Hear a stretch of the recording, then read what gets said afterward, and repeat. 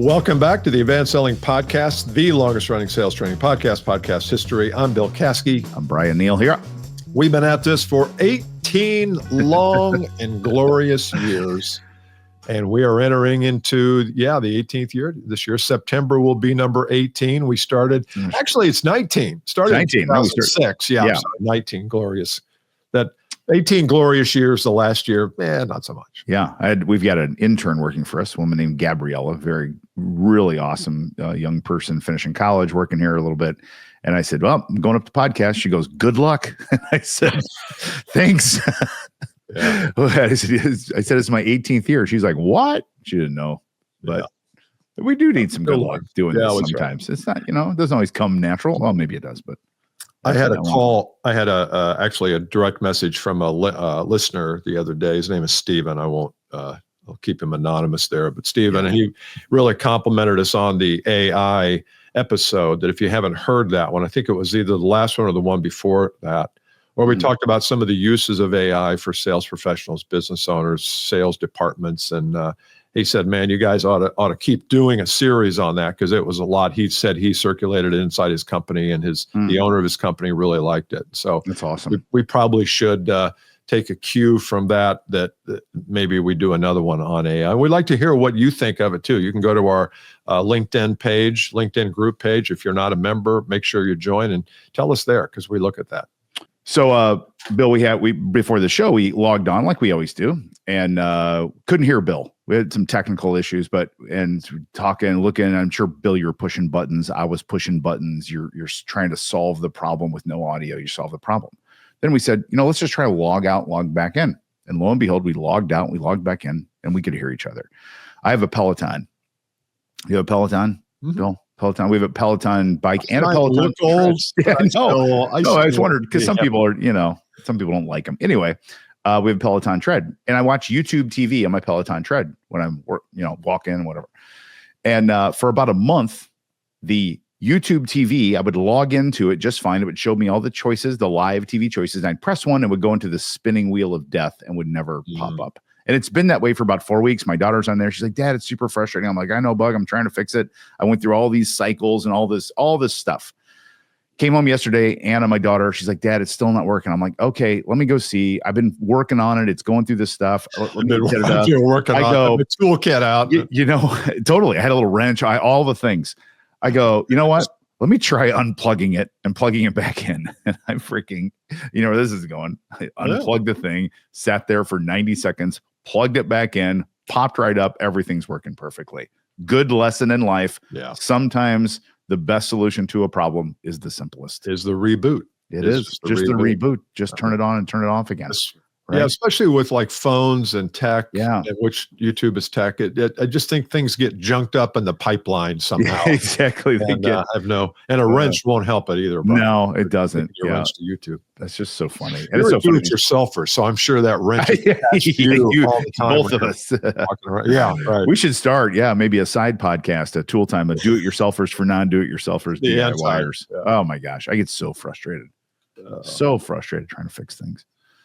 This morning I was on the Peloton bike and it was wiggling. I couldn't figure it out. I'm like looking, learn all the things. It was sitting on the cord. I just had to pull the cord out, and I was like, it took me like 20 minutes to figure that out. I'm so bad at that. Oh my God, it's terrible. Yeah, I had to have Cody, my son-in-law, come over the other night to do a fluorescent light, because I can't see very well. And to be honest with you, I'm still a little leery of electricity even after 150 years. I had him come over. It literally took him 25 seconds. He goes, "You mean you couldn't do that?" Yes, I couldn't. But thanks, Cody. Okay, topic. Let's do it. We were talking pre-show about some stuff, and this is an interesting one. We're going to talk about why people, oftentimes that are middle type performers, seem to throw shade at top performers. And it seems like people that win become the enemy of the world. People that are good at things, people that win championships in basketball or football in the 90s when Michael Jordan played for the Bulls. It was the Bulls. It was a dynasty and people just didn't like it. It was the Celtics before that. And then football, it was the Patriots. And it was Alabama. Everyone hates Alabama. And they seem to only hate the winners. They never hate the losers. And in the sales org, it's interesting for us to observe this because we tend to see middle high performers, I do at least, throw shade at some high performers sometimes. Well, and so we just thought that'd be a good topic to talk about, and for you to take inventory as you're listening to this of where am I on this spectrum, and do I do what Bill and Bryan are talking about, and is that serving me well? Yeah, totally agree. I think it's a great topic, and it really forces us. It's a forcing function to check ourselves and say, how do I feel about those around me who are maybe perceptibly more successful than I, or maybe they make more money, or maybe they look, and sometimes you got to be careful with that, what people look like too, because the person may drive all the greatest cars and maybe, what. So, but let's just generally say that somebody in your organization is financially more successful than you. How do you look at them? And what do you think about when you see them operate, or when you see them meet with the CEO, or what do you think about? What do you find in your? Yeah, what I see. You had some experience in that. Yeah, there are a couple of common themes. I would say it's not 100% to the person, but some things I see. There's typically an excuse given to why the high performer is the high performer, and the excuse is given by the middle to low performer. Mm-hmm. Examples would be, well, I mean, Bill has the whole Northeast territory. I mean, that's our number one territory. I mean, we've been in that territory longer than anyone. I mean, yeah. Forget that Bill helped. Exactly. Actually, Bill drove the thing up for 25 years. But so that's a thing. It's the territory. Another one would be, our operations group, they always pick Bill's deals first if he's got a problem, because he's our number one guy and he goes and barks the loudest. He's the one that makes the most noise. So they always, if my deal's sitting there, my deal will sit there for 2 weeks while they're working on Bill's to get his implemented. There's just always an excuse why. Do you think that excuse is a form of protection for why I'm not like Bill? Oh, let's use another name here. Why I'm not like Colleen, Trevor. Colleen, Trevor. Yeah, 100%. I think the hard part, even for me to think about this, is it's hard to do, I feel like, as a human. But when I'm feeling that way about another person, I almost always think it's a reflection of something inside of myself. Yeah. So I see someone with a more listened to podcast, the event selling podcast. And I'm like, we've been in this for 18 years. Nurse is really awesome. And they are, spewing a bunch of baloney, but they have 5 times the listeners. I'm like, you know what? That's about me. That's because, we haven't promoted this thing, and it's grown organically, and it's what it is. And we're really happy about it. We love it. So I think almost always it's some reflection of how I'm feeling about myself. Yeah. Also, I think to that, with that example, I think that's a perfect example, because there's a lot behind the scenes that we don't see as well. And we're looking at the scenes and not behind the scenes. And behind the scenes is where probably all the action is taking place, where, maybe this high level salesperson that you're a little resentful of is having dinners with the CEO and building their reputation inside the company by interviewing people and writing. I mean, you don't know what's happening behind the scenes. All you see is, the Olympic jump. You see that gymnasts get the 10. You don't see all the frickin' sweat and work, and turned ankles and missed dinners and all that stuff. That is such a good point. In the sales org, you see the middle to middle high performers ease out of a Friday. Noon, they go to lunch, they go to an hour and a half lunch, maybe a liquid lunch. And they just sort of do, exactly right. Let's go. Old school, Bill. And they don't see the high performers making calls until 4:30, 5 o'clock. And then maybe popping up, and I'm not saying this is good or bad, but maybe popping up on a Saturday and getting some more emails sent out, things followed up on. And those people, we see them. They do. I love your idea. They do things behind the scenes that people don't see. People just assume this stuff just all happens because of circumstances beyond their control. Good territory. It does not. It never does. Yeah. So what advice can we give people who are in that place? Maybe we've described you a little bit, and you're not going to raise your hand and admit it, but listening to us in the car, driving along I-10 from wherever to wherever. Is that in Dallas, or is I-10? I-10. That's a good trivia. All of evens go east-west, and odds go north-south. I think it goes from Dallas to LA, maybe. isn't the 10? 10 is over. Yeah, we go like left to right. We go the 5, the 10, the 20. Yeah, over 405. Okay. All right. Here's what I would say. Yeah. Some of you are listening to this going, these guys are full of crap. They don't know what they're talking about. It is because of his territory. So if you're saying that, you're proving our point. If you're not, I've also found, not always, but in most cases, high performers are more than willing to share with you their work processes. Yeah. More than willing, and no one ever asks them. No. So if I'm in the Southeast territory and I'm kind of average, middle of the road, middle of the pack, and the Northeast gal and she's kicking it up there, I might go spend 2 or 3 days with her. I'm like, can I come shadow you and watch you work? Nobody does that. Nobody does that. I know. They don't even say, "Hey, can I take you out to lunch and just just learn from you?" I mean, and I think it's because, and this happened politically in our country with Robert F. Kennedy Jr. was running for president. For those of you in this country know that. Those that don't, he's from the Kennedy, Kennedy family, of course. And Trump picked him or asked him to be his running mate. He said no, and they were kind of going at odds. And then at some point, Trump wins, and he asks Kennedy to be his, I can't remember, HHS or NIH or something. And Kennedy at some point has to salve his ego, long enough to say, you know what, this guy took this away from me, but I can also do good based on him. Again, this is not political; it's just his.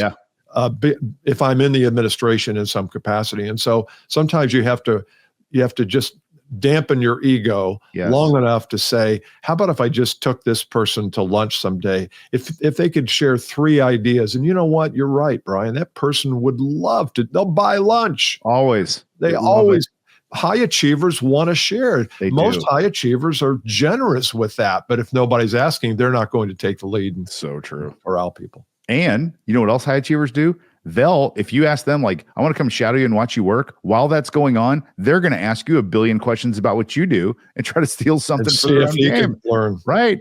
And because they just don't think about the leveling thing.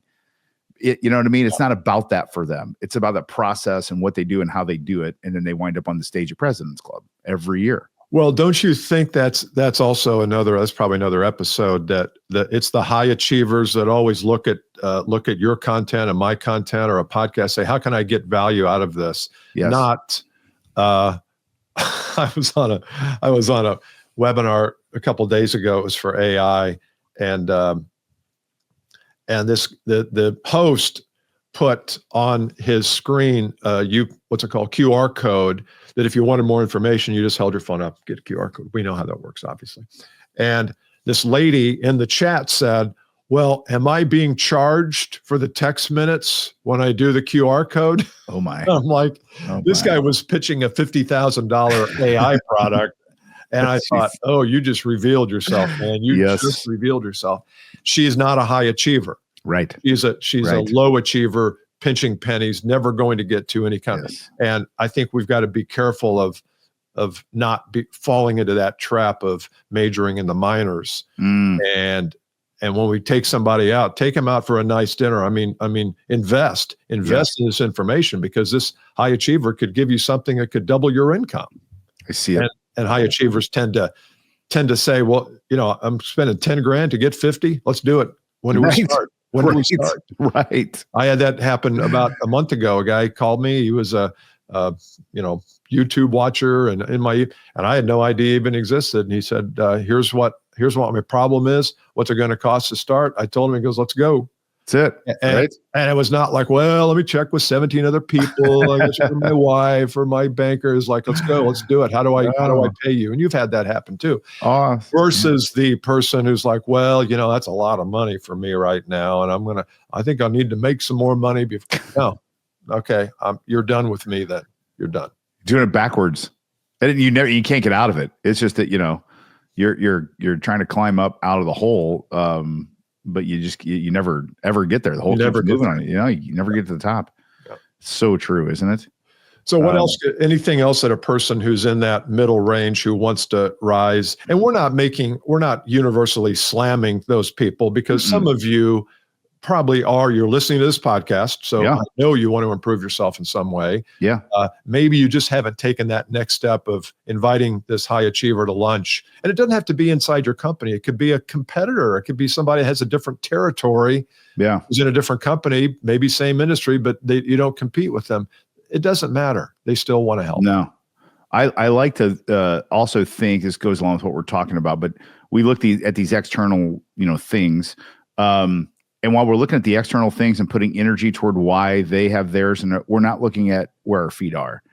And if someone, let's use the territory because it's an easy example. Someone has the Midwest territory. They have Indianapolis, St. Louis, and Cincinnati. I can almost guarantee you we could find some company where the number one territory in the whole country is actually in Indianapolis, St. Louis, and Cincinnati because of the salesperson. One of my good friends from high school sells in the medical device biz. His territory is Western Kentucky. Go Google Western, just look around there. There is nothing there, but he is so good, and he owns it. He owns it. So Evansville, Indiana, Henderson, Kentucky, Owensboro, Kentucky, Madisonville, Kentucky, the towns you've never heard of before. He owns it. And so it can be one of the bigger, better growing territories in the country because of his mentality, because he's not looking at like, well, if I was in, Chicago, I mean, I'd be doing a lot more. Of course, the New York rep or the Philly rep, but he's beating them because he has a different mentality. He's going to own his patch of grass. He dominates and he owns it. Yes. And I love that story. That's good. That's so true. Good. So we true. Look at the territory as, and I wrote down the word territory, and I'm wondering at some point when is that going to be a relic of the past? Yeah, that's a really good point. Territory, because it's like, well, physically and geographically, but if I'm putting out content, I get a call from across state line. Oh, do I run? I'm going to call the FBI. They're trying to buy from me across state lines. Yeah. Before we get too far into this, can you give me your zip code? I want to see who's got you. Who's got you? Who's got Who owns you? Sorry. I'm gonna get you my friend Bill. He's got the 05. He's a 46205. You're gonna love him. He's awesome. Yeah. It's funny. All right. Well, make sure you join us on the LinkedIn group, advancedsellingpodcast.com/LinkedIn. That should take you right there. We got, 12, 14,000 people there. Tell us what you think of this topic. And maybe if you've seen it, you don't have to admit that you've had this rage. No, you've had this attitude, but tell me if you've seen it. Maybe if you're a high achiever and you're top in the company, tell us how many times people have come to you in the last year with, help, that need a request for help. Love to hear that one. Yeah, that's a good one. All right. See you next time. All right. Bye. Bye.